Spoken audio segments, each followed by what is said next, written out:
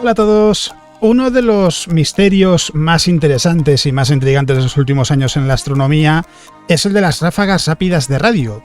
Son señales brevísimas de apenas milisegundos de duración que aparecen en todas direcciones en el cielo y que desde que se detectó por primera vez una ráfaga rápida de radio no está del todo claro qué lo podría provocar, más allá de que tiene que ser algo muy energético porque tienen su origen en galaxias a miles de millones de años luz de la Vía Láctea. Y ahora se ha producido un avance en este sentido porque se ha publicado un estudio en el que se analiza la segunda fuente de ráfagas rápidas de radio que parece constante. Y es algo muy interesante porque está muy lejos de la Vía Láctea, pero puede ayudar a entender qué es este fenómeno y qué es lo que lo puede estar provocando, porque hace falta mucha energía para generarlos.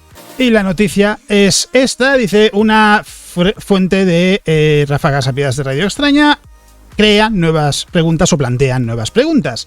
Dice, los astrónomos han encontrado el segundo ejemplo de una fuente de ráfagas rápidas de radio muy activa con un objeto compacto, una fuente compacta de una señal más débil pero persistente de radio entre esas ráfagas rápidas que emite constantemente. Dice, este descubrimiento plantea nuevas preguntas sobre la naturaleza de estos objetos misteriosos y también sobre su utilidad como herramientas para estudiar la naturaleza del espacio intergaláctico, es decir, del espacio entre galaxias.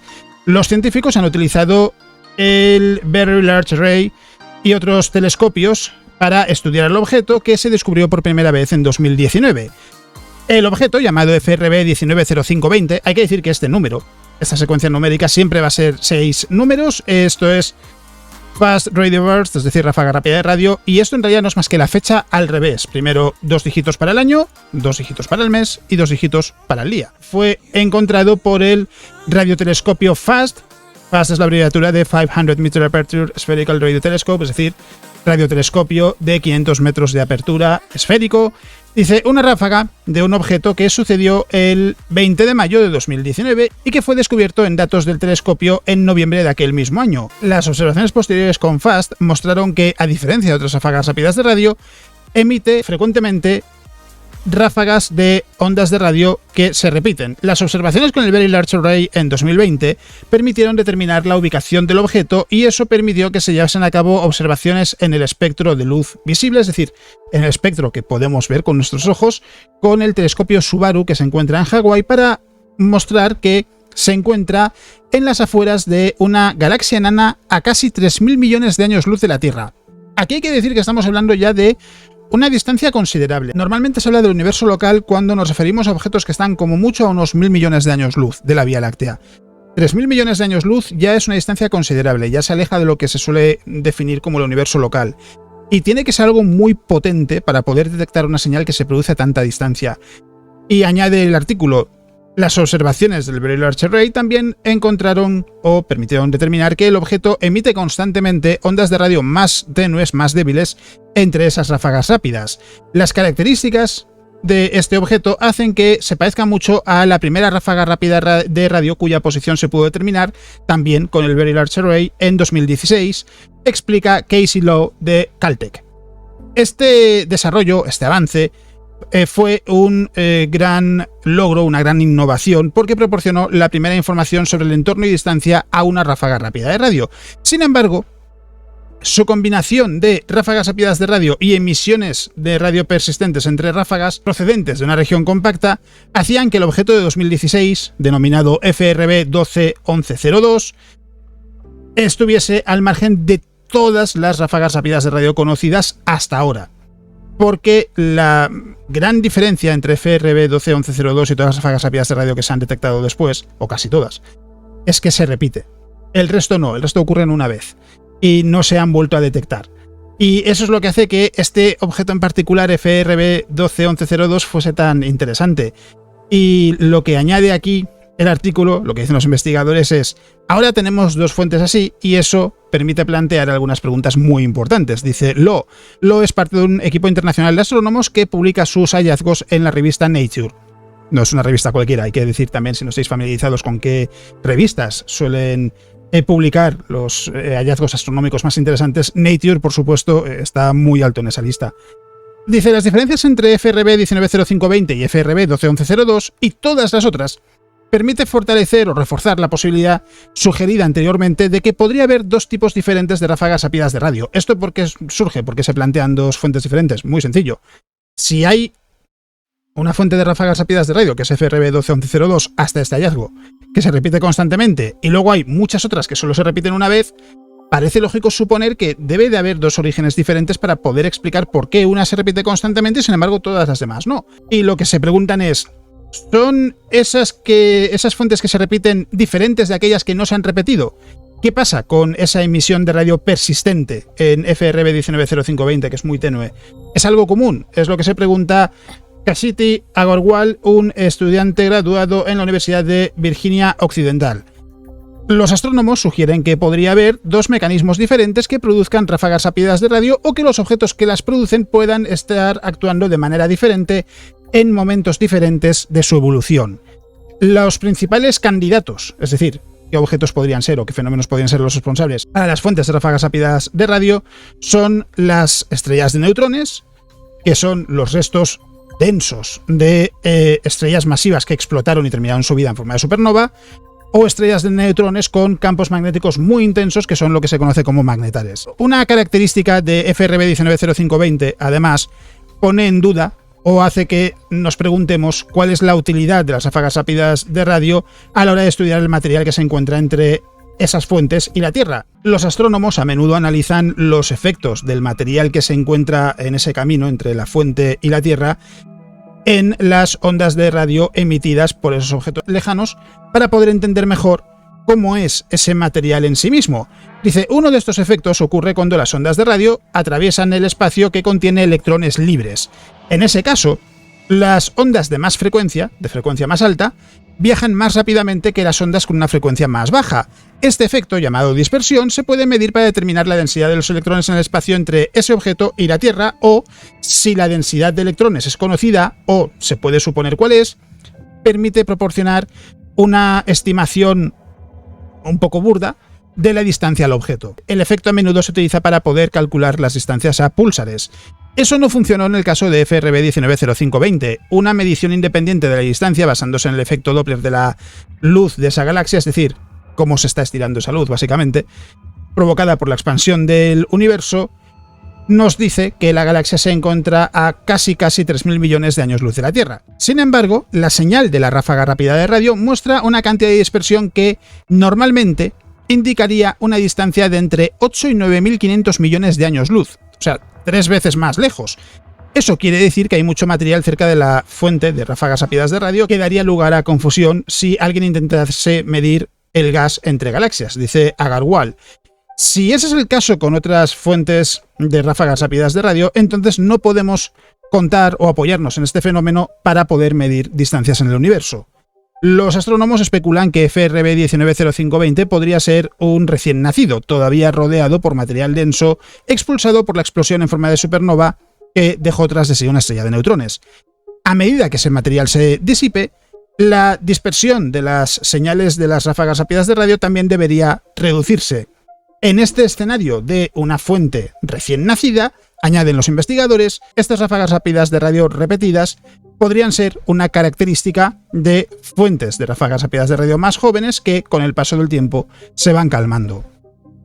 El campo de las ráfagas rápidas de radio, que se refiere al campo de estudio, está avanzando muy rápido y ahora mismo los descubrimientos están sucediéndose con una periodicidad mensual. Sin embargo, quedan todavía preguntas muy grandes y este objeto nos está dando pistas que suponen un reto a la hora de responder a estas preguntas, ha dicho Sarah Burkes-Paulaur, también de la Universidad de Virginia Occidental.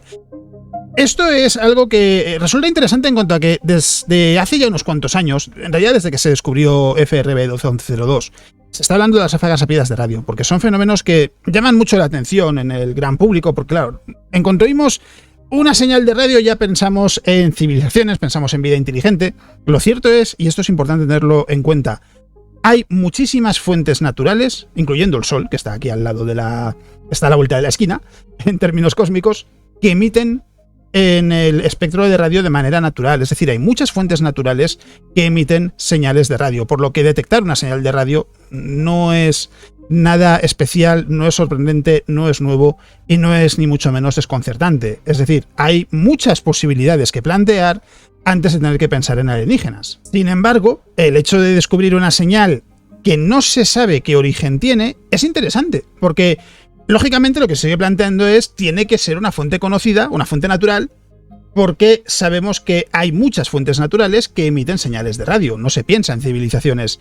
Pero el hecho de encontrar una señal de radio que no se puede explicar es interesante, porque quiere decir que estamos enfrentándonos a algo del universo que no conocemos. Y en el caso de FRB 121102, además esa fuente se repite. Y resulta que se ven muchas otras señales, otras ráfagas rápidas de radio en todo el firmamento, que sin embargo no se repiten. Claro, con el caso solo de FRB 121102 es muy difícil llegar a conclusiones, porque el resto de señales se repiten una sola vez. Es decir, no se repiten. No suceden en más ocasiones, así que no las puedes estudiar. FRB 121102 sí, pero claro, es la única que se repite. ¿Esto qué quiere decir?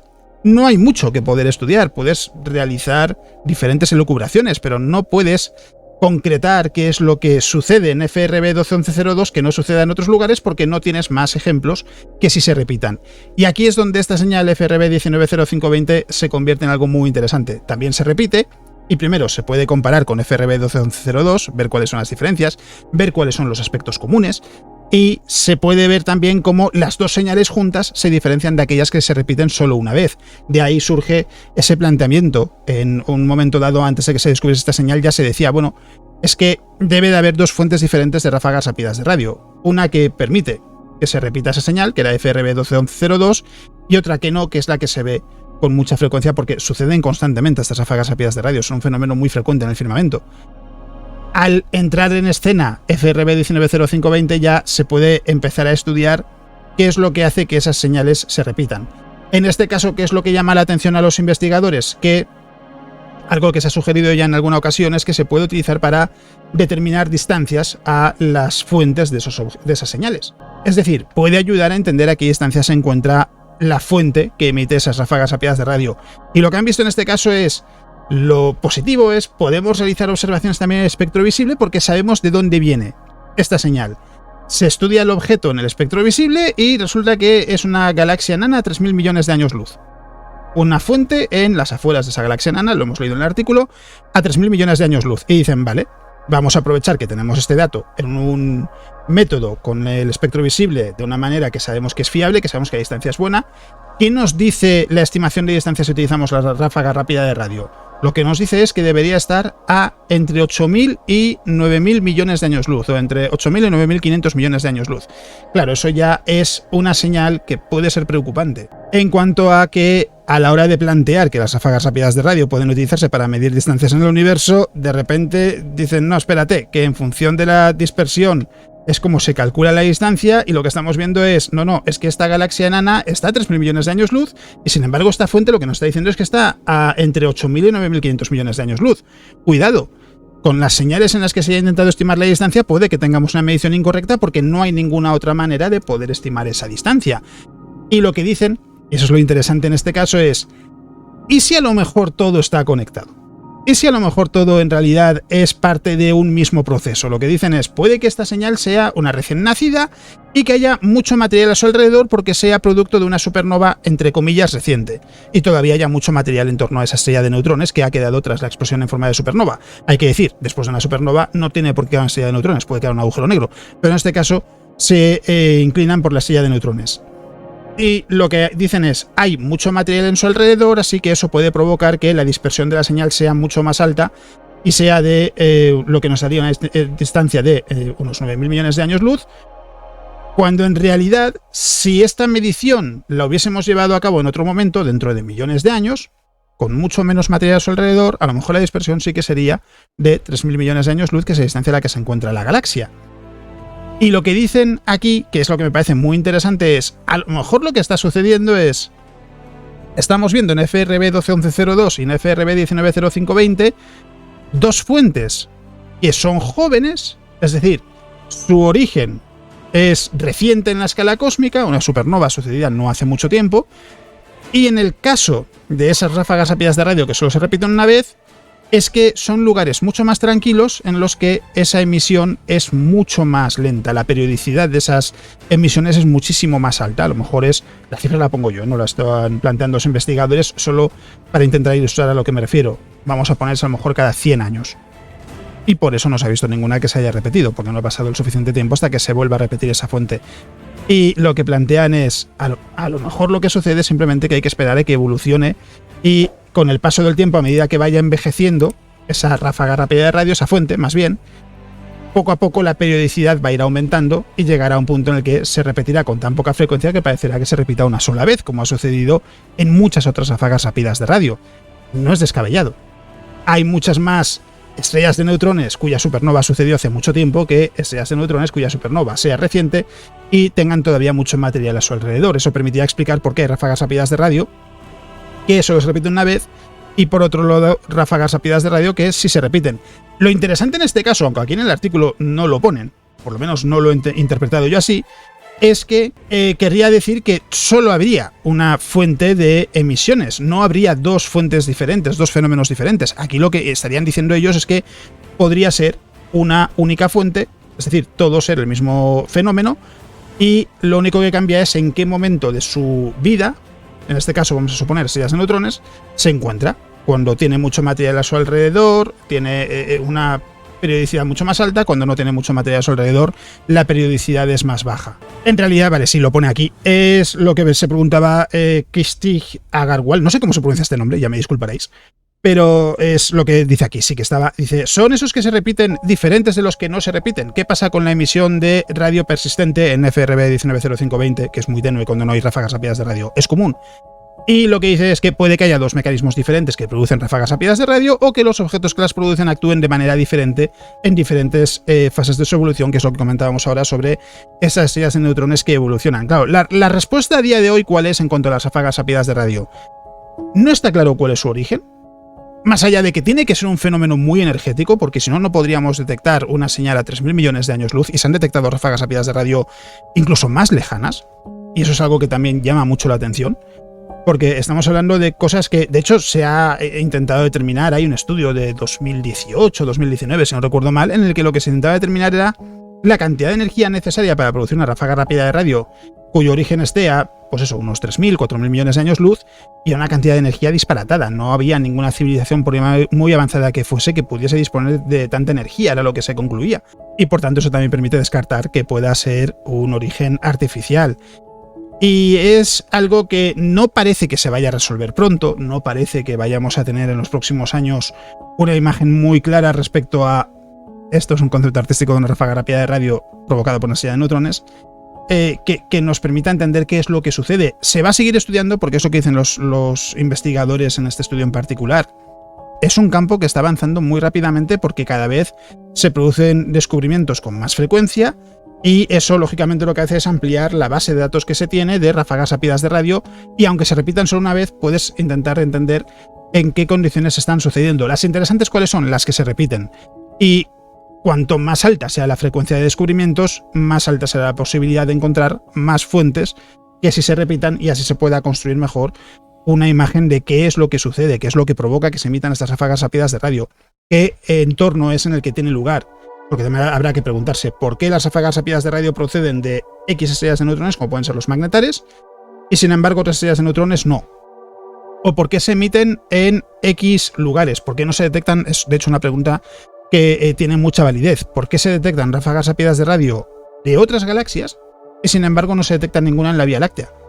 No se ha detectado ninguna ráfaga rápida de radio en nuestra galaxia, o por lo menos ninguna que sea concluyente, porque sí que se ha planteado que podría haber alguna señal que encajaría con una ráfaga rápida de radio, en el sentido de no es lo que se observa al detectar en la Vía Láctea, pero si hubiese procedido de otra galaxia, esa misma señal se hubiese podido detectar y habría aparecido una ráfaga rápida de radio. Es decir, también se está entendiendo el por qué estas ráfagas rápidas de radio parece que vienen de otras galaxias, sin embargo en la nuestra no sucede, porque a fin de cuentas en la Vía Láctea también hay estrellas de neutrones. Tiene que haber también, de hecho las hay, supernovas recientes. ¿Por qué no se detectan ráfagas rápidas de radio de esas estrellas de neutrones cercanas a la Tierra que están en un entorno similar, o que en principio parece que están en un entorno similar, es una pregunta que no es nada fácil de contestar porque no hay suficiente información. Pero de todos modos, esto es en cuanto a ráfagas rápidas de radio. Lo que quería es aprovechar también, porque ya os he dicho que quiero intentar que los vídeos sean de más o menos una media hora, comentar otra noticia que me parece también muy interesante porque está también en la línea de posibles descubrimientos que a lo mejor sean interesantes en los próximos años, y tiene que ver con las ondas gravitacionales y cómo intentar detectar partículas nuevas en torno a agujeros negros, que en este caso viene de un estudio de la Universidad de Ámsterdam, y el artículo lo que cuenta es que puede haber nubes de partículas ultraligeras que se formen en torno a agujeros negros en rotación. Hay que añadir, todos los agujeros negros en el universo están en rotación porque se forman a partir del colapso gravitacional de un objeto. Digo de un objeto porque los agujeros negros de masa estelar se forman por el colapso de estrellas muy masivas, las estrellas rotan sobre sí mismas, pero lo que se plantea en el caso de agujeros negros supermasivos, por ejemplo, es que puede que un mecanismo de formación para explicar cómo se pueden formar tan rápido agujeros negros con tanta masa en la historia del universo sea el colapso de grandes regiones de gas. Y, lógicamente, en ese colapso también se produce un giro, así que todos los agujeros negros están en rotación. En el universo, a nivel teórico, se puede plantear un agujero negro estático para poder estudiar sus características, sus particularidades, pero no es de lo que se habla en este caso. Dice, un equipo de físicos de la Universidad de Ámsterdam y la Universidad de Harvard ahora han mostrado o demostrado que estas nubes de partículas ultraligeras podrían dejar una huella muy característica en las ondas gravitacionales emitidas por sistemas binarios de agujeros negros, es decir, un sistema formado por dos estrellas muy masivas que llegaron al final de su vida y se convirtieron en agujeros negros y siguen orbitándose uno al otro. Los agujeros negros generalmente se cree que absorben todo tipo de materia y energía que los rodea. Se ha sabido también, sin embargo, que es posible que un agujero negro expulse masa a través de un proceso llamado superradiancia. Aunque este fenómeno se sabe que sucede, que tiene lugar, solo es efectivo si existen partículas que no se hayan observado en la naturaleza con muy poca masa, tal y como se predice en algunas teorías que van más allá de lo que plantea el modelo estándar de la física de partículas. Cuando la masa se extrae de un agujero negro, es decir, cuando un agujero negro pierde masa por medio de la superradiancia, se forma una gran nube alrededor del agujero negro, creando lo que se conoce como un átomo gravitacional. A pesar del tamaño muy grande de un átomo gravitacional, la comparación con un átomo submicroscópico, es decir, un átomo de toda la vida, es precisa por la similitud que existe entre el agujero negro y esa nube que tendría a su alrededor y la estructura de los átomos ordinarios, donde las nubes de electrones rodean a un núcleo de protones y neutrones. En un estudio publicado en la revista Physical Review Letters esta semana, un equipo formado por los físicos de la Universidad de Ámsterdam Daniel Bowman, Gianfranco Bertone y Giovanni Maria Tomaselli, y el físico de la Universidad de Harvard John Stout, sugiere que la analogía entre los átomos ordinarios y los átomos gravitacionales es más profunda que la similitud en su estructura. Aseguran que el parecido entre ambos se podría aprovechar para descubrir nuevas partículas con los próximos interferómetros que van a buscar ondas gravitacionales, con los nuevos observatorios de ondas gravitacionales, básicamente. En este nuevo trabajo, los investigadores han estudiado el equivalente gravitacional de lo que se conoce como el efecto fotoeléctrico. En este proceso bien conocido, cuyo ejemplo se aprovecha en las células solares para producir una corriente eléctrica, los electrones ordinarios absorben la energía de las partículas de luz y son expulsados de un material, es decir, los átomos se ionizan. El proceso de ionización es ganar o perder un electrón por parte de un átomo. En el análogo gravitacional o gravitatorio, cuando el átomo gravitacional es parte de un sistema binario de dos objetos muy masivos, se ve perturbado por la presencia de ese compañero masivo, que podría ser un segundo agujero negro o una estrella de neutrones. Del mismo modo que los electrones en el efecto fotoeléctrico absorben la energía de la luz que les afecta, la nube de partículas ultraligeras podría absorber la energía orbital del compañero, de manera que parte de esa nube sería expulsada del átomo gravitacional. El equipo ha demostrado que este proceso puede alterar dramáticamente la evolución de estos sistemas binarios formados por dos agujeros negros, es lo que significa sistema binario, reduciendo significativamente la cantidad de tiempo necesario para que ambos agujeros negros se fusionen.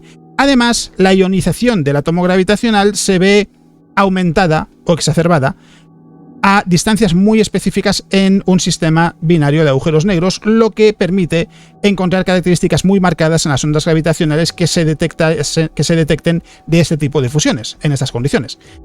Los interferómetros de ondas gravitacionales que van a entrar en funcionamiento próximamente, máquinas similares a LIGO, a los detectores LIGO y Virgo que en los últimos años han permitido detectar las primeras ondas gravitacionales de agujeros negros, podrían observar estos efectos.